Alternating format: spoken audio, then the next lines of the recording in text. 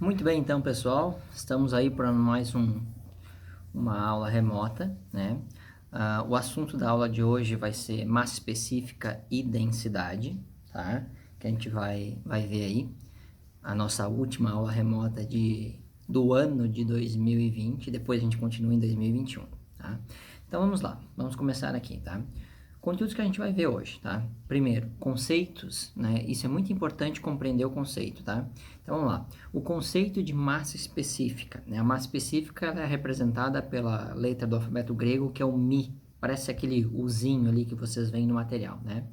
Então, o Mi, a massa específica, é uma grandeza física que caracteriza a substância que constitui um determinado corpo, tá?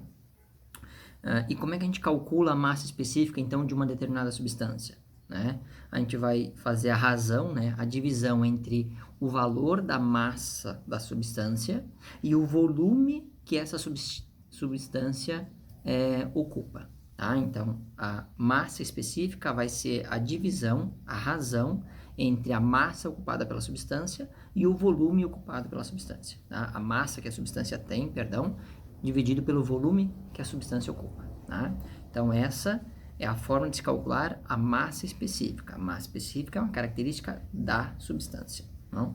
Unidades importantes, tá, gente? No sistema internacional, a massa da substância vai ser dada em quilograma, o volume vai ser dado em metro cúbico, tá? E a massa específica, como razão de uma divisão de duas grandezas, a unidade da massa específica vai ser o quilograma por metro cúbico, certo?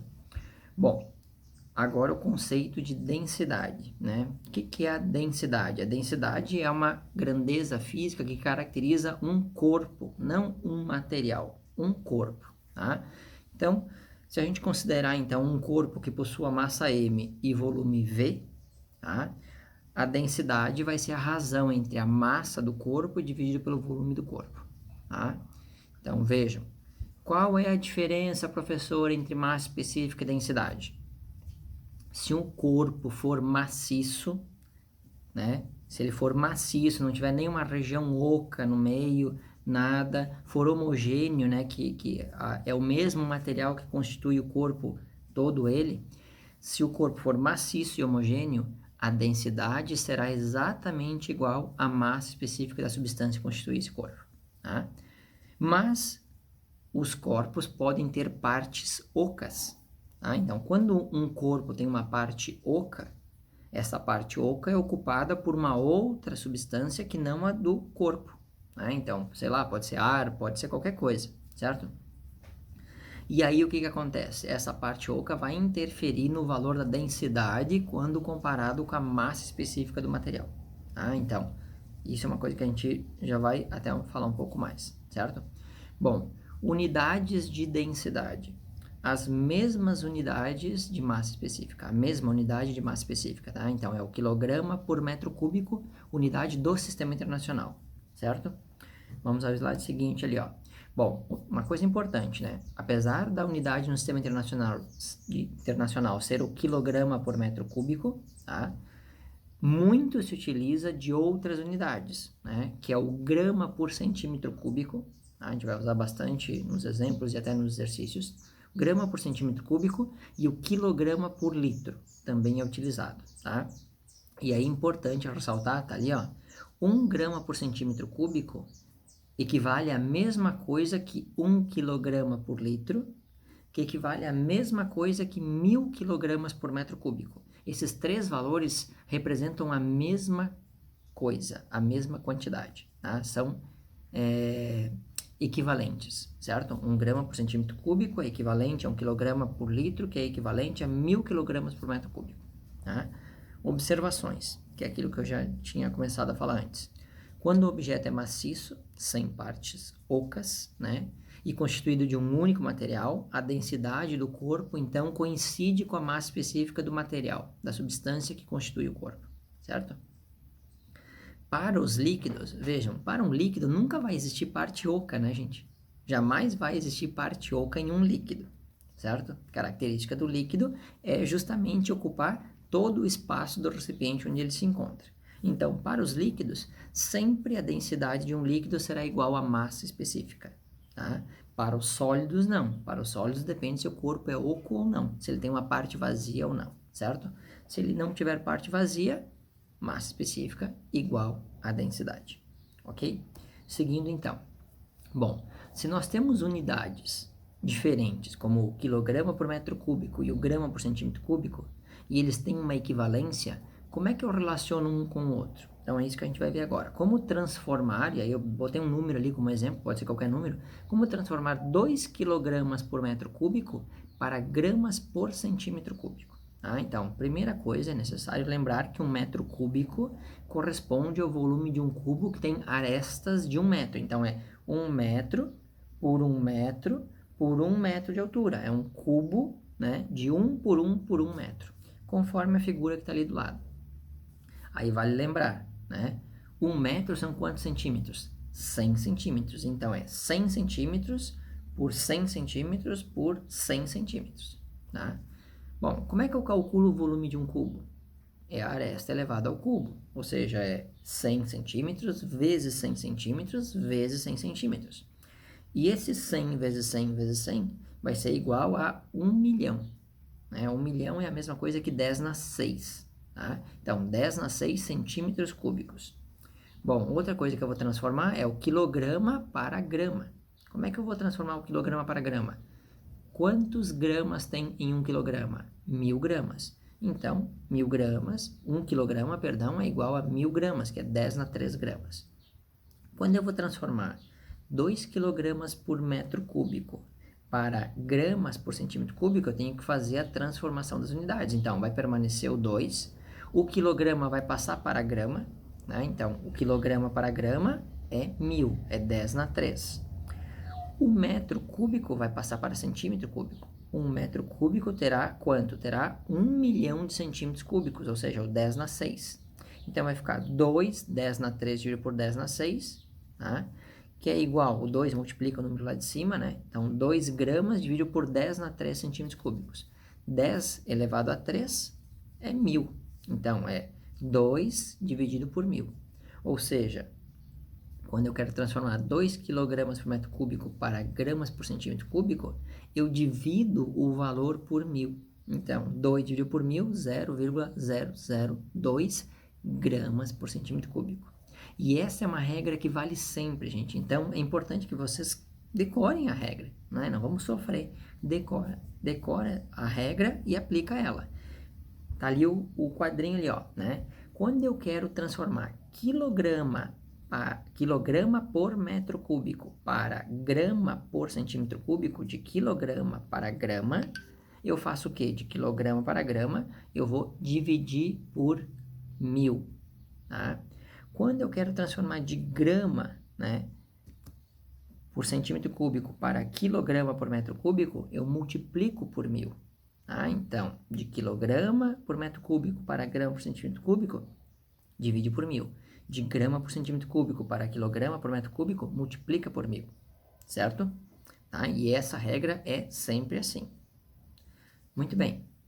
Aí, no slide seguinte, tem ali uma tabela, né, com a massa específica de algumas substâncias sob pressão de 1 atm e a temperatura de 0 graus. Por que é importante definir a pressão e a temperatura?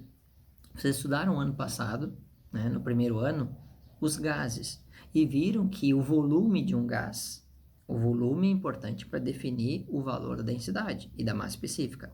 O volume de um gás varia de acordo com a temperatura e com a pressão. Se aumenta a pressão, o volume diminui. Se diminui a temperatura, o volume diminui. Então, para gases, a gente precisa definir os valores de pressão e temperatura para poder calcular o volume dele, certo? Então, ali tem algumas substâncias, por exemplo, a água. A massa específica da água é 1 grama por centímetro cúbico, que é a mesma coisa que 1 grama por mililitro, tá?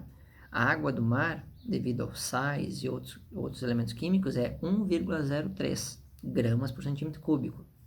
O mercúrio é 13,6 gramas por centímetro cúbico, ou seja, se nós pegarmos 1 litro de água e 1 litro de mercúrio, o peso do mercúrio será 13,6 vezes maior que a da água. Tá? Aí outro elemento químico, a prata, 10,5, o ouro, 19,3, né? O ferro 7,86, a glicerina 1,26 e o ar tem uma densidade muito pequenininha, né? 0,00129 gramas por centímetro cúbico. Tá? Então é uma tabela só de alguns valores para a gente ter uma noção, certo? Vamos lá. Exemplo 1. Exemplo 1 diz lá o seguinte, ó. Um tijolo maciço corresponde a um paralelepípedo de 6 faces, como a figura a seguir. Está ali mostrada a figura do tijolo maciço. Sendo as medidas A igual a 20 centímetros, B igual a 5 centímetros e C igual a 9 centímetros, e a massa do tijolo igual a 1,35 quilogramas, determinar a densidade do tijolo em gramas por centímetro cúbico e em quilogramas por metro cúbico. Tá? Então vamos lá. Para calcular a densidade, primeira coisa, para calcular a densidade, massa dividido por volume, certo? Então a primeira coisa que eu preciso é calcular o volume do tijolo. Como é que eu calculo o volume desse tijolo? Eu vou fazer o produto das medidas A vezes B vezes C. Tá? Então, quando eu faço A vezes B vezes C, eu vou ter 20 centímetros vezes 5 centímetros vezes 9 centímetros. Este valor, 20 vezes 5 vezes 9, dá 900 centímetros cúbicos. Este é o volume do tijolo. Aí eu vou calcular a densidade dele. Como é que eu calculo a densidade do tijolo? A densidade do tijolo vai ser a massa do tijolo dividido pelo volume do tijolo. Tá? Então, eu vou ter a massa do tijolo, o problema deu a massa em quilogramas, mas o volume eu calculei em centímetros cúbicos. Então, tomem cuidado com isso. Se eu tenho o volume em centímetros cúbicos, transforme a massa para gramas. Se o problema deu 1,35 quilogramas, quilograma para grama multiplica por 1.000.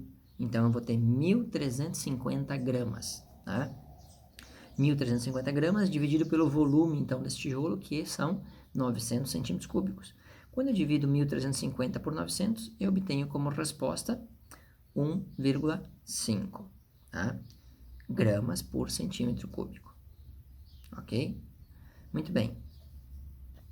Bom, como eu calculei a densidade em gramas por centímetro cúbico, o problema pediu também em quilogramas por metro cúbico. Então, o que eu tenho que fazer? Né? Já que eu tenho a resposta em gramas por centímetro cúbico, para calcular em quilogramas por metro cúbico, basta que eu multiplique por 1.000. Então, eu vou pegar 1,5, multiplica por 1.000, e aí nós vamos obter, então, 1.500 quilogramas por metro cúbico. Tá? E aí fecha, então, o solicitado no exemplo 1. Beleza? Vamos adiante. Vamos lá. Outra parte do conteúdo que é importante, né, que daí é relacionado mesmo com o curso técnico, é se determinar a densidade do solo, a densidade de um solo e a densidade de partículas que constituem esse solo. Primeiro, o que é a densidade do solo? Né? E a densidade do solo vem do conceito físico de densidade. Tá? A densidade do solo vai ser a massa de uma amostra de solo dividido pelo volume total que essa amostra ocupa. Tá? Então, densidade do solo, a massa dividido pelo volume total da amostra. Tá? Na física, a densidade do solo é interpretado como densidade. Tá? Bom, e o que vem a ser a densidade de partículas? Vejam, numa amostra de solo, né, o solo nunca ocupa 100%, né, do volume da sua amostra. Por quê? Porque o solo tem espaços vazios, tá? Então, espaços ocupados por ar. Né? Então, a gente tem os solos aerados. Quanto mais aerado o solo, melhor é para o desenvolvimento da planta. Tá? Então, quando a gente vai definir, né, calcular a densidade de partículas, a gente vai ter que usar o quê? A massa da amostra dividido só pelo volume ocupado pelas partículas de solo. Quando eu digo volume só das partículas de solo, significa que eu tenho que diminuir o volume ocupado por ar, por exemplo. Tá? Ou seja, como é que eu vou fazer isso? Tá? Para calcular o volume de partículas, eu desconto o volume vazio ocupado pelos gases. Como que eu faço isso? Eu preencho a minha amostra de solo com líquido, porque o líquido tem a capacidade de penetrar no solo e ocupar os espaços vazios, fazendo com que o ar saia. Tá? Aí eu vou colocando líquido de maneira que eu consiga medir o volume de líquido colocado. Então, quando eu coloco o líquido na amostra e meço o volume desse líquido, o volume de líquido que eu botei na amostra é exatamente o volume que era ocupado pelos gases. Quando eu pego o volume total e diminuo do volume do líquido, eu obtenho o volume apenas das partículas, tá? Quando eu vou calcular, então, a densidade de partículas, que vai ser a massa da amostra dividido só pelo volume das partículas, né? A densidade das partículas, na física, ela é interpretada como massa específica, porque é da substância pura, né? Da substância inteira, sem os espaços vazios, sem partes ocas, tá? Então, a densidade de partículas corresponde à massa específica e a densidade do solo corresponde à densidade, ok? Muito bem. Exemplo 2, então, né? Então, a gente tem ali, ó, a massa de uma determinada amostra de solo é de 225 gramas. Determine a densidade do solo e a densidade de partículas, sabendo que foram necessários 50 mililitros de álcool etílico para preencher os espaços porosos, né? Use π igual a 3. Tá? Aqui o π, o π que vai pegar lá na calculadora, se fosse usar o da calculadora, era 3,14, 15, mais um monte de número. Como a gente não pode usar calculadora, a gente usa aí valores aproximados, né? Quando vocês forem fazer um vestibular, alguma coisa, também vai ser um valor aproximado. Então, a gente vai usar o 3, que é só para ter uma ideia de como calcular, tá? Então, tá ali, ó. A amostra de solo foi coletada num cilindro, tá? O cilindro tem um diâmetro de 5 centímetros e uma altura de 6 centímetros. Bom, coisa importante, né? Primeira coisa, o problema deu lá 50 mililitros de álcool etílico foi colocado dentro da amostra para poder calcular a densidade de partículas. Aí é importante lembrar que 1 ml é igual a 1 centímetro cúbico, né? Então, 50 ml de álcool etílico correspondem a 50 centímetros cúbicos, tá? Então, vamos lá. Primeira coisa, calcular o volume do cilindro. Como é que a gente calcula o volume de um cilindro? É a área da base do cilindro, que é uma circunferência, π vezes r ao quadrado, multiplicado pela altura do cilindro, ok? Bom, gente, importante. O problema deu o diâmetro do cilindro, né? O diâmetro, ó, de lado a lado da circunferência. O raio é a metade disso. Então, como é que vai ficar essa conta?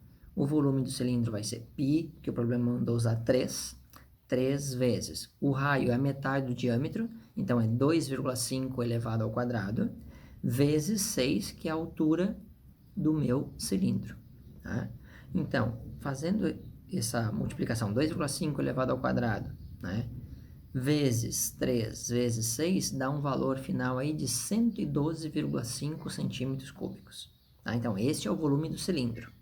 Aí eu vou lá, vamos calcular. Primeiro, a densidade do solo.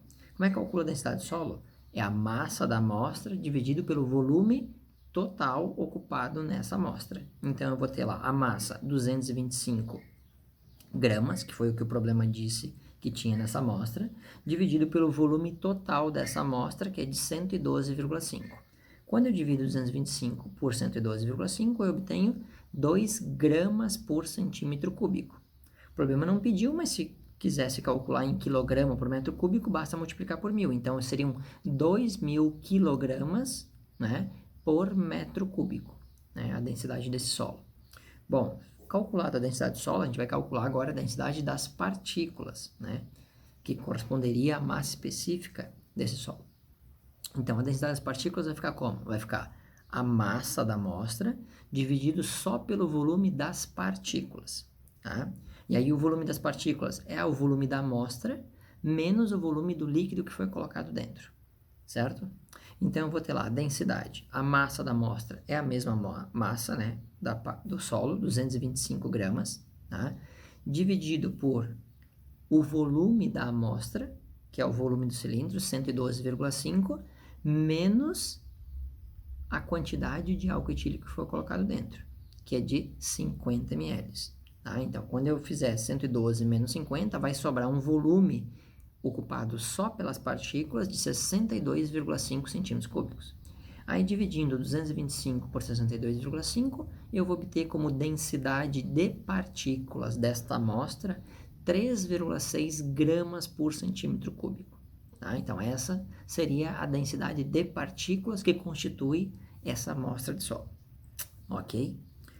Bom, com isso, então, a gente fecha este conteúdo de densidade e massa específica, tá? Vocês ficam com 3 exercícios para resolver, naquele mesmo esquema, resolve, posta no Classroom, tá? Eu vou fazer como sempre, eu vou deixar o prazo até domingo, tá?